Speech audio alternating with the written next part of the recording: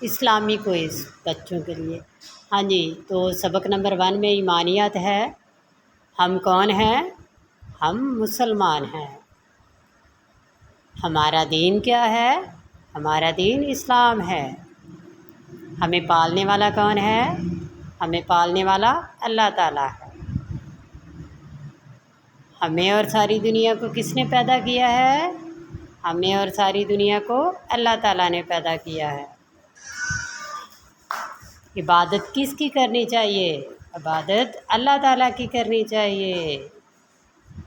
مسلمانوں کی مقدس کتاب کا نام کیا ہے؟ مسلمانوں کی مقدس کتاب کا نام قرآن پاک ہے۔ ہمارے آخری نبی کا کیا نام ہے؟ ہمارے آخری نبی کا نام حضرت محمد صلی اللہ علیہ وآلہ وسلم ہے۔